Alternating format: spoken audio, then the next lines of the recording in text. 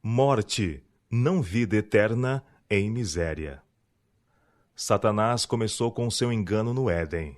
Disse a Eva: certamente não morrereis.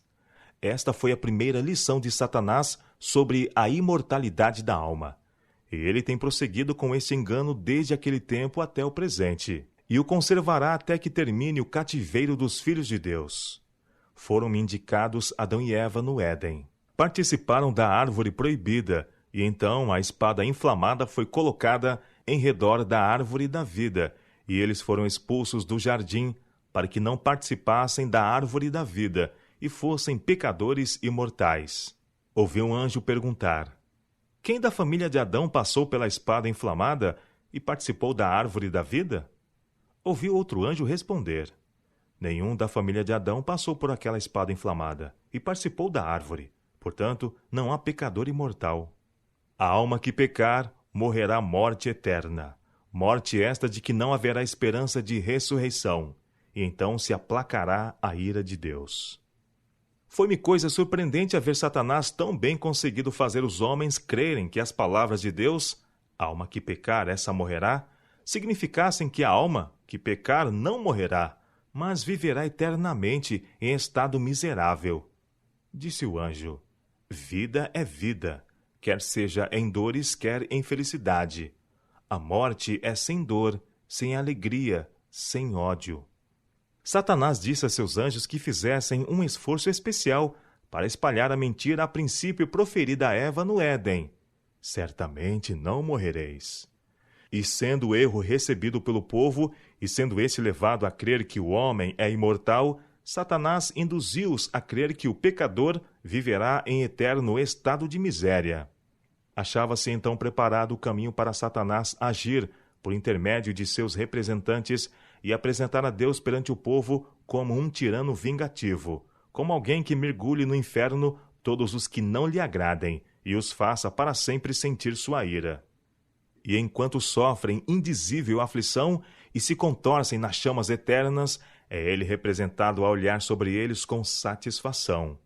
Satanás sabia que se esse erro fosse recebido, Deus seria odiado por muitos, em vez de amado e adorado, e que muitos seriam levados a crer que as ameaças da palavra de Deus não seriam literalmente cumpridas, pois que seria contra seu caráter de benevolência e amor mergulhar nos tormentos eternos seres que ele criara.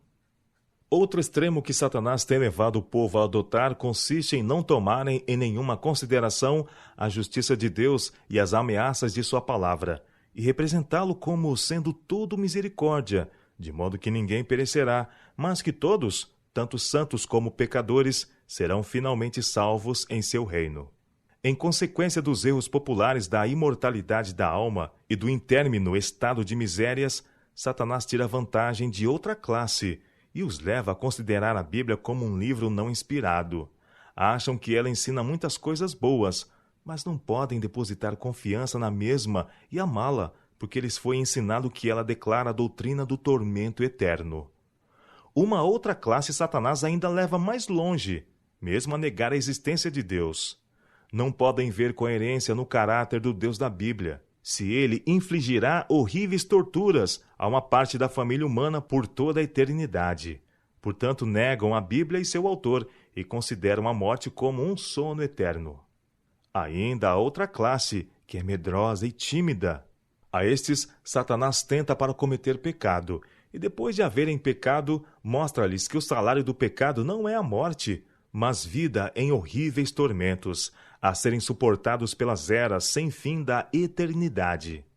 Aumentando assim diante de seus espíritos fracos os horrores de um inferno eterno, toma posse de suas mentes e eles perdem a razão.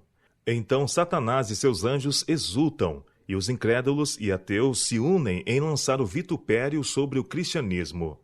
Pretendem que estes males são os resultados naturais de crer na Bíblia e em seu autor, ao passo que são eles os resultados de receber a heresia popular. Vi que o exército celestial estava cheio de indignação por causa desta ousada obra de Satanás.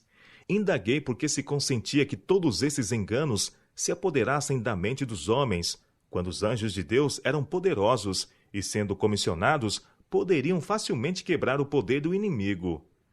Vi então que Deus sabia que Satanás experimentaria todo o artifício para destruir o homem. Portanto, fez com que sua palavra fosse escrita, e esclareceu de tal maneira os seus propósitos com relação à raça humana que nem o mais fraco precisa errar. Depois de haver dado sua palavra ao homem, preservou-a cuidadosamente da destruição por Satanás e seus anjos, ou por qualquer de seus agentes ou representantes. Conquanto outros livros pudessem ser destruídos, este deveria ser imortal.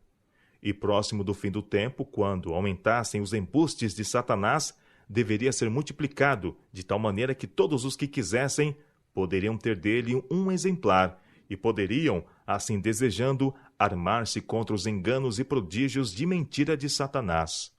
Vi que Deus havia de uma maneira especial guardado a Bíblia, ainda quando da mesma existiam poucos exemplares, e homens doutos, em alguns casos, mudaram as palavras, achando que a estavam tornando mais compreensível, quando na realidade estavam mistificando aquilo que era claro, fazendo-a apoiar suas estabelecidas opiniões, que eram determinadas pela tradição. Vi, porém, que a palavra de Deus como um todo é uma cadeia perfeita, prendendo-se uma parte à outra e explicando-se mutuamente. Os verdadeiros inquiridores da verdade não devem errar, pois não somente é a palavra de Deus clara e simples ao explanar o caminho da vida, mas o Espírito Santo é dado como guia na compreensão do caminho da vida ali revelado. Vi que os anjos de Deus nunca devem governar à vontade. Deus põe diante do homem a vida e a morte. Este pode fazer a sua escolha. Muitos desejam a vida, mas ainda continuam a andar no caminho largo. Preferem rebelar-se contra o governo de Deus, apesar de sua grande misericórdia e compaixão ao dar seu Filho para morrer por eles. Aqueles que não optam pela aceitação da salvação comprada por tão alto preço deverão ser castigados. Vi, porém, que Deus os não encerraria no inferno para suportar a intermina desgraça, tampouco os levaria para o céu, pois colocá-los na companhia dos que são puros e santos fá-los-ia extraordinariamente infelizes. Ele, porém, os destruirá completamente e fará com que sejam como se não tivessem existido. Então sua justiça será satisfeita. Ele formou o homem do pó da terra, e os desobedientes e profanos serão consumidos pelo fogo e voltarão de novo ao pó. Vi que a benevolência e compaixão de Deus, a tal respeito, deveriam levar todos a admirar seu caráter e adorar seu santo nome. Depois que os ímpios forem destruídos da terra, toda a hoste celestial dirá: Amém. Satanás olha com grande satisfação para os que professam o nome de Cristo, embora se apeguem intimamente aos enganos a que ele mesmo deu origem. Sua obra é ainda inventar novos enganos, e seu poder e arte continuamente crescem nessa direção. Ele levou os seus representantes, os papas e os sacerdotes, a se exaltarem a si mesmos e a instigar o povo a perseguir duramente e destruir os que não estavam dispostos a aceitar os seus enganos. Oh, os sofrimentos e agonias que os preciosos seguidores de Cristo foram levados a suportar. Anjos guardaram fiel registro de tudo. Satanás e seus anjos maus, exultantemente, disseram aos anjos que ministravam a esses santos sofredores que eles deviam ser todos mortos, a fim de que não fosse deixado na terra um só cristão fiel. Vi que a igreja de Deus estava então pura. Não havia perigo de para ela entrarem homens de coração corrupto, pois os verdadeiros cristãos que ousaram declarar sua fé estavam em perigo do suplício no cavalete, na fogueira e em toda espécie de tortura que Satanás e seus anjos maus seriam capazes de inventar ou inspirar à mente dos